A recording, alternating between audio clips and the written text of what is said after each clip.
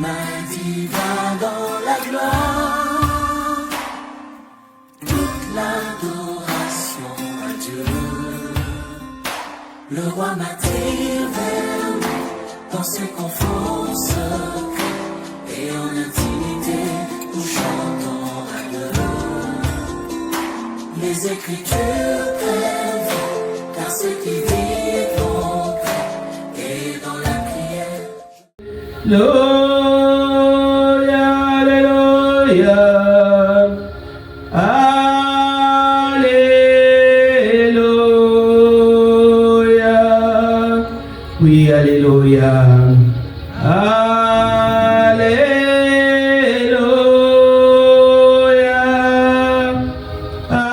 Alléluia,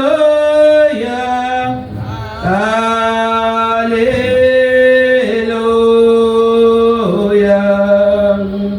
Oui, Alléluia, ce soir.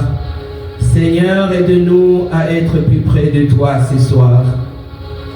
Aide-nous à rechercher, Yahweh, ta face et ton appui.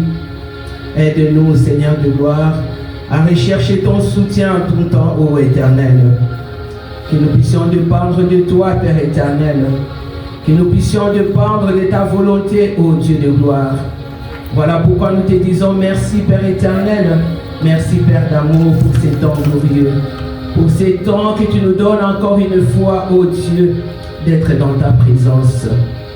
Nous abandonnons ces moments glorieux entre tes saintes mains si précieuses. Prends le contrôle de toutes les choses, Saint-Esprit de Dieu. Règne dans nos bouches, règne en ces lieux, règne en toutes choses. Laisse que toi tu puisses régner, que toi tu puisses dominer. Au nom puissant de Jésus, nous avons ainsi prié. Amen. Alléluia. Amen, bien-aimés. Amen, amen. Alléluia, je vous salue. Amen. Dans les noms puissants et précieux de notre Seigneur Jésus-Christ. Amen. Alléluia. Amen. Bien-aimés dans le Seigneur, nous bénissons encore une fois notre Dieu. Amen. Les dimanches passés, on n'a pas pu venir ici à cause de la tempête, à cause de la température qui n'était pas bonne. Mais voilà qu'aujourd'hui, Dieu nous donne l'opportunité, Dieu nous donne la possibilité de quitter nos maisons et de venir en ces lieux. Amen. Nous sommes venus, il y a un grand vent dehors, il fait froid dehors, et pour la gloire de notre Dieu, on est là pour venir adorer, pour venir élever, pour venir honorer notre Maître, notre Roi et notre Seigneur. Alléluia, bien-aimés. Aujourd'hui, bien-aimés, nous allons parler d'un thème qui est le sang de la virginité. Amen, bien-aimés. Nous allons parler du sang de la virginité, bien-aimés. Le sang est toujours capital, bien-aimés. Le sang est toujours important, bien-aimés. Le monde de ténèbres recherche le sang, bien-aimés. Le médecin, quand tu es malade, il recherche le sang. Toi-même, lorsque tu es malade, bien-aimé, lorsque le sang manque dans ton corps, bien-aimé, tu perds la vie. Parce que le sang, c'est la vie. Le sang, c'est la victoire, bien-aimé. Le sang, c'est l'abondance de notre vie, bien-aimé. De notre être sur cette terre, bien-aimé. Aujourd'hui, nous allons parler du sang de la virginité. On ne va pas parler de la Vierge bien-aimée, mais nous allons parler du sang de la virginité bien-aimée. La virginité bien-aimée est souvent employée pour désigner la pureté, pour désigner la sainteté bien-aimée. C'est ça la virginité bien-aimée. Lorsque quelqu'un est vierge bien-aimée, selon la Bible, ça signifie que cette personne-là n'a pas encore connu d'homme. Cette personne-là n'a pas été encore touchée par un homme. Ni elle n'a pas été touchée aussi par une femme. Parce que très souvent, bien aimés, nous oublions, lorsqu'on parle de la virginité, on ne parle pas seulement, on oublie l'homme. Mais il y a aussi des hommes qui sont, on parle aussi de la virginité pour les hommes. Pas seulement pour les femmes bien aimées. Mais très souvent, nous nous appuyons sur les femmes que sur les hommes. Pourquoi c'est là? Parce qu'il y a la plupart des choses qui se font avec la virginité de la femme, avec les sons de la femme, que la virginité de l'homme. Amen, bien-aimé. La virginité est la continuance, bien-aimé, qui est en rapport étroit avec le sacré. Lorsque toi, tu es vierge, lorsque je parle de la virginité ici, je ne parle pas seulement de la virginité sexuelle, mais je parle aussi de la virginité du cœur, bien-aimé. Lorsque toi, tu es vierge, bien-aimé, ton cœur aussi, bien-aimé, va être sanctifié dans la présence de Dieu. Amen. Ton âme, bien-aimé, va être sanctifié dans la présence de Dieu. Amen. Ici, je vais prendre l'exemple d'Israël, bien-aimé. Israël qui était le peuple de Dieu. Israël, pour rencontrer Dieu au mont Sinaï, bien-aimé, Israël devait s'abstenir des relations sexuelles. Les hommes qui devaient monter pour aller rencontrer Dieu au mont Sinaï devaient s'abstenir de relations sexuelles, bien-aimés. Parce qu'en ce moment-là, lorsque ces hommes-là ne s'abstenaient pas de relations sexuelles, pour Dieu, ils étaient impurs. Vous allez me dire, mais c'était des hommes mariés. Oui, c'était des hommes qui étaient mariés, mais ces hommes-là devaient s'abstenir de relations sexuelles pour aller dans la présence du Seigneur, pour aller dans la pureté, dans la présence du Seigneur.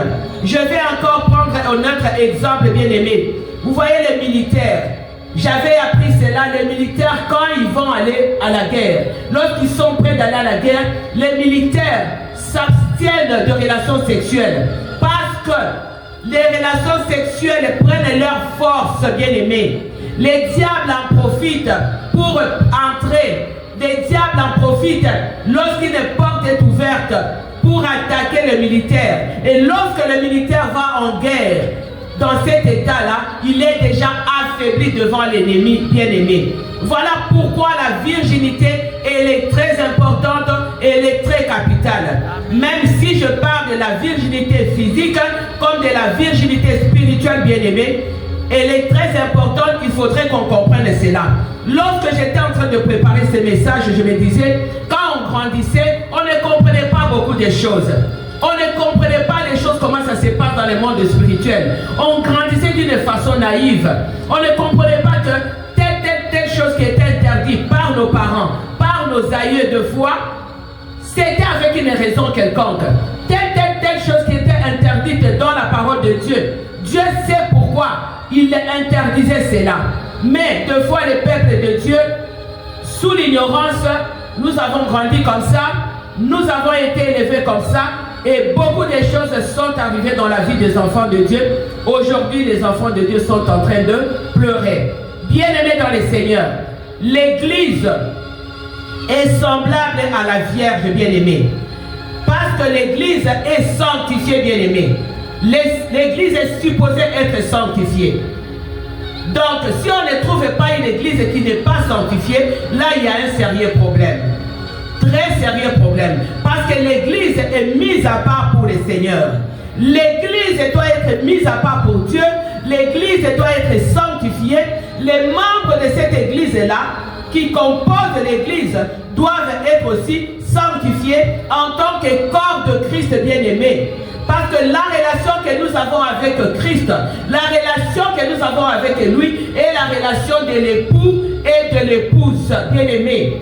Vous ne me direz pas que lorsque toi, tu as une femme, je prends beaucoup plus l'exemple des femmes.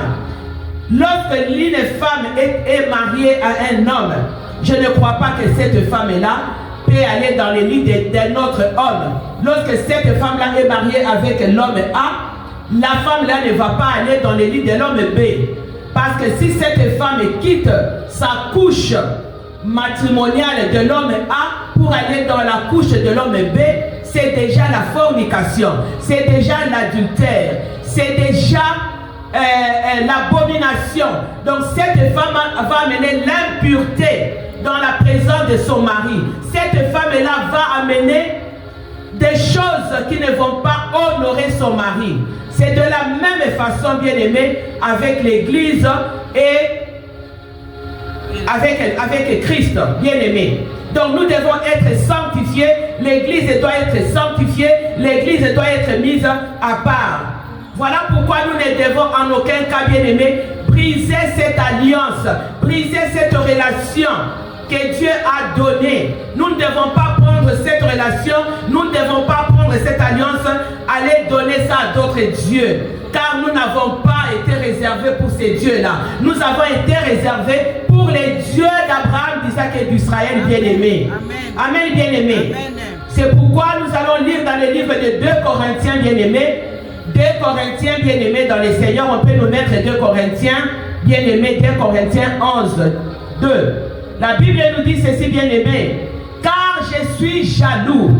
Ça c'est Dieu qui parle bien-aimés. Car je suis jaloux de vous, d'une jalousie de Dieu, parce que je vous ai fiancé à un seul époux, pour vous présenter à Christ comme une vierge pure. Amen, bien-aimé.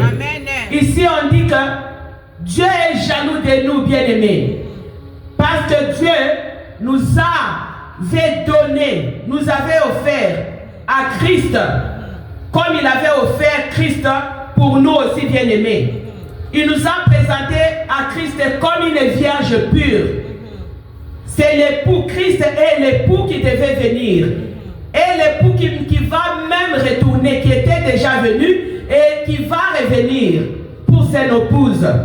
C'est pourquoi Dieu l'avait présenté, a présenté l'Église devant Christ comme une vierge pure, bien-aimée.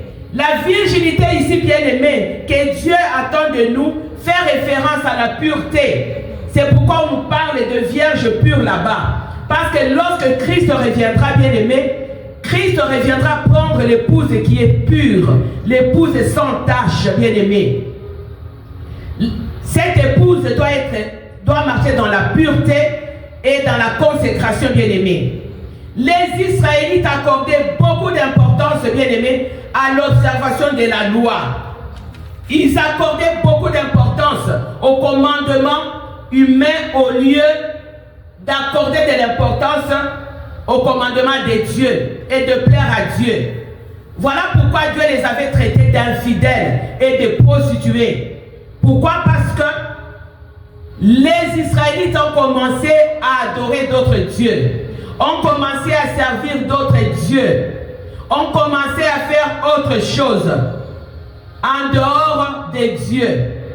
Alors que les Israélites devaient marcher dans la crainte des dieux parce qu'ils sont appelés peuple des dieux. Amen, bien-aimé. Jérémie 3. Jérémie 3, 6 nous dit ceci, bien-aimé. On nous cherche Jérémie 3, 6. C'est un peu long, mais on ne va pas tout lire. C'est Jérémie 3, 6 jusqu'à 13. La parole nous dit ceci, bien-aimé, on ne va pas tout lire. L'Éternel me dit au temps du roi Josias, as-tu vu ce qu'a fait l'infidèle Israël? Est-ce que Dieu demande, vous avez vu ce qu'Israël a fait, son infidélité? Elle est allée sur toute montagne élevée et sous tout arbre vert. Et là, elle s'est prostituée. Ça signifie qu'Israël avait abandonné Dieu. Au début, quand j'ai commencé, j'ai dit que nous sommes réservés pour Dieu. On n'est pas réservé pour d'autres dieux. On n'est pas réservé pour d'autres rois. On n'est pas réservé pour d'autres maîtres, ni pour un autre mari. On est réservé pour l'Éternel des armées. Amen, bien-aimé. Alléluia. Je continue, la Bible me dit, je disais après avoir fait toutes ces choses, elle reviendra à moi. Mais elle n'est pas revenue et ça sert la perfide de Judas en est témoin. Si nous allons un peu plus loin, au verset 13, bien-aimé, la Bible nous dit ceci.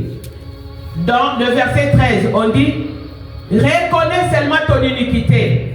Dirigez ça et là tes pas vers les dieux étrangers, sous ton arbre vert, et tu n'as pas écouté ma voix, dit l'Éternel. Vous voyez comment je ne vais pas tout lire parce que c'est un long message, un long verset. Donc Israël avait dirigé ses pas vers d'autres dieux. Dieu était là, Dieu regardait Israël. Dieu se disait, malgré son infidélité, il va prendre conscience, ils vont retourner vers moi, ils vont se repentir. Mais Israël a continué dans le mal, bien-aimé. Israël a continué à faire le mal. Et c'est pourquoi Dieu a appelé Israël infidèle et prostitué. C'est ce qui arrive. Bien aimé, quand j'étais en train de préparer ça, je me disais, il y a beaucoup de prostituées parmi les enfants de Dieu. Il y a beaucoup d'infidèles parmi les enfants de Dieu. Nous, on croit que être prostituée, être infidèle, c'est seulement aller sortir avec un mari, un homme qui n'est pas ton mari, ou une femme qui n'est pas ta femme.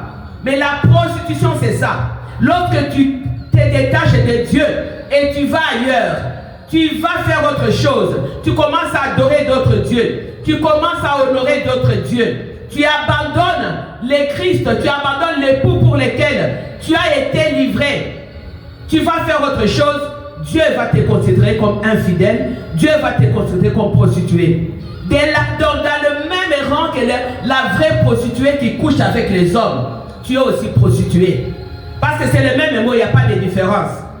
Dieu va te voir comme ça. Tu es infidèle, même si tu n'as pas couché avec un homme, mais tu es infidèle. Même si tu n'es pas allé avec une femme, mais tu es infidèle parce que tu as abandonné les dieux d'Israël, tu es allé vers d'autres dieux bien-aimés. Voilà, c'est ça que Jérémie 3 nous dit. Pourquoi le sang de la Vierge est sacré, bien-aimé? Pourquoi j'ai parlé de le sang de la virginité? Pourquoi le sang de la Vierge est sacré? Tout simplement parce que lorsque le sang de la Vierge invoque la vie bien-aimée, parce que le sang est essentiel à la vie. Ce sang-là donne la vie, bien-aimé. Pourquoi est-ce que le sang de Christ a été versé? Le sang de Christ a été versé pour la rémission de nos péchés. C'est le sang de la nouvelle alliance, bien-aimé. C'est pourquoi le sang de la Vierge est très important. Pourquoi? Parce que c'est un sang innocent d'abord. C'est une femme qui n'a pas connu d'homme. Une femme qui n'a pas fait la prostitution. Une femme qui ne s'est pas donnée à X ou à Y. Le sang de la Vierge, c'est le sang de l'alliance entre l'époux et son épouse. Bien-aimé, voilà pourquoi Dieu insiste sur la virginité. Nos parents insistaient sur la virginité. Aujourd'hui, la virginité n'est plus de quoi, comment on dit, n'est plus à l'honneur, n'a plus de valeur. Aujourd'hui, les filles peuvent se marier même si elles ont couché avec 10 millions d'hommes. Ces filles-là vont aller se marier. J'ai suivi, l'autre fois, il y avait un monsieur qui disait, je crois que je ne sais pas, il y a un pasteur, j'ai oublié le nom, qui dit, bon, imagine-toi, tu es allé coucher avec X, Y, B, A, B, C, D, E, F, J, F, L. Tu as couché avec toutes les lettres de l'alphabet, les 26 lettres de l'alphabet. Toutes les 26 lettres de l'alphabet, tu as couché avec. Maintenant, quand tu vas te marier, déjà, tu es déjà une épave. Parce que toutes les lettres de l'alphabet te connaissent. Si on demande à la lettre A va dire, ben je connais, Madame Ebis. La lettre B va dire, mais je la connais. La lettre C va dire, je la connais. Mais maintenant, où est ton honneur? Quel est l'honneur que toi tu vas donner maintenant à ton époux? L'époux qui va venir après. Il n'y aura pas d'honneur parce que l'époux là, quand vous allez à la fête, l'époux va se rencontrer avec la lettre A. Va dire, ah mais je connais ta femme. Ah c'est elle ta femme, je la connais. Après quelque part, vous allez au marché, vous voyez la lettre B. Ah mais c'est ta femme, je connais ta femme. Mais finalement, le monsieur va se demander, mais toutes les lettres de l'alphabet te connaissent. Mais tu as été journaliste, tu as été qui, tu as été vedette ou quoi. Mais parce que toutes les lettres de l'alphabet sont passées par là. Et tu as détruit l'alliance, tu as détruit la vie qui était en toi, bien aimé. Et parce que vous allez voir aussi que ces femmes-là vont arriver dans le mariage. Pourquoi? Parce que à détruire toute la vie que Dieu avait mis en elle, à détruire en gros. En se donnant, bien aimé, lorsque la Vierge se donne à son époux, elle offre sa vie, bien aimée. Voilà pourquoi le sang de la Vierge est importante, est essentiel pour la vie. Parce que lorsque l'épouse se donne, s'offre à son mari, son vrai mari, c'est-à-dire qu'elle offre sa vie, elle offre sa destinée, elle offre sa progéniture, elle offre tout elle. Et elle forme une alliance maintenant avec cet homme-là. Donc seule la mort, quand vous vous mettez là devant les gens, vous allez dire que seule la mort va nous séparer. l'alliance est dans les sangs. Donc, cette fille-là s'humilie devant cet homme-là. Elle donne tout d'elle. C'est de la même façon, bien-aimé. Lorsque maintenant, toi tu vas maintenant t'accoupler, tu vas maintenant aller avec quelqu'un qui n'est pas ton mari. Bien-aimé, imagine quel est le danger qu'il y a là. Quel est le danger qu'il y a là, bien-aimé? Lorsque toi, la Vierge maintenant, pourquoi je dis que le sang de la virginité est très important? Parce que ce sang-là est recherché dans les mondes des ténèbres. C'est ce sang-là qui donne la vie, c'est ce sang-là qui donne la force. C'est ce sang-là qui donne le pouvoir. Parce qu'en se donnant à son mari, elle prend tous les pouvoirs, toute la force pour donner à son mari. Mais maintenant, lorsque cette fille-là, elle va se donner à A, elle va se donner à B, elle va se donner à C. Donc, elle prend sa destinée, sa vie, sa progéniture. Elle vend cela. Elle vend cela à ces hommes-là. Amen, bien-aimé. Elle vend cela à ces hommes. Amen. Alléluia. Elle vend cela à ces hommes. Elle vend cela à ces hommes. Amen, bien-aimé. Donc, si cette fille va se rencontrer avec un sataniste, avec un occultiste, pendant que cette fille est vierge, cette fille va tout vendre d'elle, va vendre sa destinée. C'est pourquoi vous allez voir, il y a des gens, il y a des femmes qui ont des problèmes, même des hommes qui ont été vierges.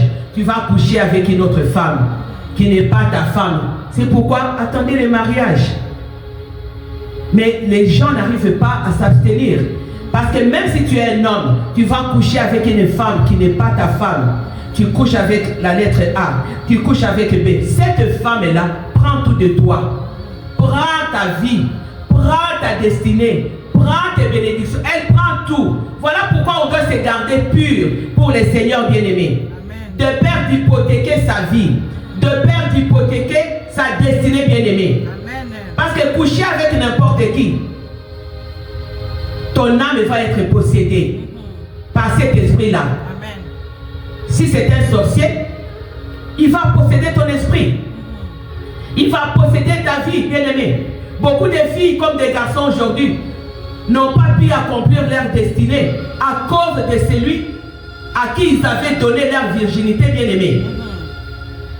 Parce que tu avais donné ta virginité, que tu sois fille ou garçon. Tu avais donné à X ou à Y. Mais tu as hypothéqué ta vie. Maintenant, tu commences à avoir des problèmes dans ta vie.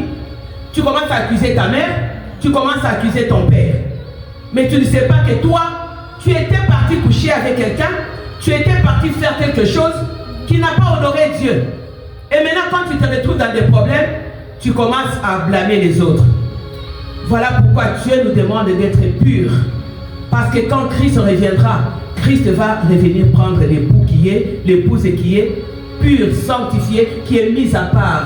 Bien-aimé, c'est vrai, vous allez me dire que nous sommes, c'est difficile. Oui, c'est facile, bien-aimé, c'est difficile, mais avec le Saint-Esprit de Dieu, vous êtes capable d'overcome. Vous êtes capable. Nous allons lire Esther 2:2. Vous êtes capable, bien-aimé. Amen, bien-aimé. Amen. Alléluia. Alléluia. On va lire Esther 2:2. Esther 2:2 ici nous dit ceci. On connaît tous l'histoire d'Esther, n'est-ce pas? Esther qui était au palais royal. La parole de Dieu nous dit ceci, que ça c'est le sujet du roi. Qui disent alors, ceux qui servaient le roi dirent qu'on cherche pour le roi de jeunes filles vierges et belles de figure. Amen, bien-aimé. Pourquoi est-ce que vous pensez qu'on devait chercher pour le roi de jeunes filles vierges et belles de figure? Pourquoi vous pensez cela? Parce que la virginité, comme je viens de l'expliquer, il y a le pouvoir qui donne la vie à ces rois-là, qui donne la puissance, qui donne la force à ces rois-là. Voilà pourquoi on devait chercher les jeunes filles. Et si vous suivez très bien les histoires qui se passent dans le monde ici, vous allez voir que la plupart même des présidents cherchent toujours des filles vierges. Ils ne vont pas épouser ces filles-là, mais ils vont tout simplement aller avec ces filles-là et c'est fini. On te donne, je ne sais pas, des cadeaux, des choses, toi tu te dis, oh, c'est président ou c'est ministre là même. Non, ils ne t'aiment pas parce qu'il a pris tout de toi. Il a pris tout de toi. Il a pris ta destinée, tes bénédictions, ta force. Il a pris tout. Ta vie, il a pris. Et tu vas te retrouver là. Donc c'est comme si on a vidé tout en toi. Tu es maintenant l'épave. Il n'y a plus rien. C'est un vide. C'est juste une enveloppe là. Donc on a tout pris. On a enlevé la lettre. Tu es resté vide en toi. Amen, bien-aimé. Bien-aimé, quand tu as des rapports sexuels avec une personne, c'est pour dire à la personne que tes ennemis sont devenus mes ennemis, mes amis. Pourquoi? À cause de l'alliance que toi tu vas faire durant cet acte-là. Quel danger! Bien aimé, quand j'étais en train de préparer ça, j'étais là, je me disais, mais c'est quel danger? Ça, c'est vraiment un danger. Quelqu'un qui n'est pas ton mari. Et je pense aux filles qui vont dans des hôtels, aller avec n'importe qui. Ça signifie que tu dis à la personne là, tes ennemis ce sont mes ennemis. Même si tes ennemis, même tes amis ce sont mes amis. Même si tes amis sont des démons. Donc ce sont mes amis aussi. Vous voyez quel danger? À cause de cet acte là, à cause de l'alliance qui va vous unir. Et ça détruit la vie de la personne. Et cette personne-là va devenir âme, corps et esprit avec cette personne-là. Pourquoi? Parce qu'ils vont faire un pacte de sang. Ce pacte de sang-là va les lier. Bien aimé, Dieu avait fait alliance avec Abraham par la circoncision en versant les sangs. Dieu a fait cette alliance-là. Dieu a fait ce pacte-là avec Abraham. Les sangs, bien aimés, on ne s'amuse pas avec les sangs. Les sangs est très capital. Bien aimés, dans les rapports sexuels en dehors du mariage, tout ce qui est dans l'autre, bien aimé, va se transmettre chez toi. Vous recevrez toutes les iniquités de la famille de l'autre. Vous allez recevoir toutes les malédictions de la famille de l'autre. S'il y a une parole qui a été libérée dans la vie de cette fille-là, que toi tu n'iras pas de l'avant, que toi tu connaîtras blocage sur blocage, toi tu connaîtras la mort précoce, mais parce que tu es parti avec cette fille-là, parce que tu es allé avec cet homme-là, vous avez fait ces pactes-là, vous êtes devenus un seul corps, âme et esprit. Donc tout ce qui est en elle ou en lui se transmet chez toi, bien-aimé. Viens chez toi et viens habiter chez toi, bien-aimé. Amen. Amen, bien-aimé. Qu'est-ce que Matthieu 1, 8 nous dit? Matthieu 1, 18, 20 nous dit. Bien-aimé, c'est important qu'on comprenne. Très important et très capital qu'on fasse attention à nos vies. Matthieu 1, 18 nous dit ceci. Voici de quelle manière arriva la naissance de Jésus-Christ. Marie, sa mère, ayant été fiancée à Joseph, va se trouver enceinte par la vertu du Saint-Esprit de Dieu, afin qu'ils puissent habiter ensemble. Mais ce qui est intéressant, c'est quoi? Vous allez comprendre pourquoi le sang est important. Joseph, son époux, qui était un homme de bien, et qui ne voulait pas la diffamer. C'est-à-dire que Joseph n'a pas touché à Marie. Et Joseph voulait rompre secrètement sa relation quand Marie est devenue enceinte. Mais le Saint-Esprit de Dieu, l'ange de Dieu, est venu en songe dire à Joseph, Joseph, fils de David, ne crains pas de prendre avec toi Marie, ta femme, car l'enfant qu'elle a conçu vient du Saint-Esprit de Dieu. Très important, quand je lisais ça. Pourquoi j'ai dit ça? Les sangs, bien-aimés, les sangs de l'enfant ne viennent pas de la maman. Les sangs de l'enfant viennent du père. Voilà pourquoi Joseph ne pouvait pas mélanger son sang avec les sangs de Marie. Parce que Joseph ne pouvait pas sauver l'humanité. Parce que le sang de Joseph était un sang impur. Amen. Amen, bien-aimé. C'est pourquoi Marie n'a pas conçu avec Joseph. Marie a conçu avec le Saint-Esprit de Dieu. Donc Jésus-Christ n'est pas le fils de Joseph ni biologique. Mais Jésus-Christ est le fils du Dieu très haut. Amen, bien-aimé. Si Jésus-Christ était né par Joseph, il ne pouvait pas accomplir sa destinée sur la terre, bien-aimé. Voilà pourquoi Joseph n'a pas pu donner sa vie, son sang, parce que lui-même, il était pécheur. Il n'y a que le sang de Dieu qui est un sang saint. Sinon, Jésus-Christ allait naître comme tous les hommes ordinaires. Jésus-Christ allait naître avec des péchés. Jésus-Christ n'allait même pas sauver l'humanité. Jésus-Christ n'allait même pas accomplir sa destinée sur la terre, bien-aimée. Amen, bien-aimé. Voilà pourquoi Joseph n'avait pas donné son sang. N'avait pas transmis son sang à Marie. Et c'est très important. Dieu a compris cela. C'est ça que je dis. Quand toi tu es vierge, voilà pourquoi le sang de la virginité est très capital, bien-aimé. Lorsque tu prends ton sang, tu le mélanges avec quelqu'un qui n'est pas dans le Seigneur, avec quelqu'un qui n'est ni ta femme ni ton mari, tu hypothèques ton identité, tu hypothèques ta vie, bien-aimée. Voilà pourquoi Dieu ne veut pas que nous puissions perdre la virginité avant le mariage, bien-aimé. Nos valeurs morales et nos actes manifestent l'état de notre cœur.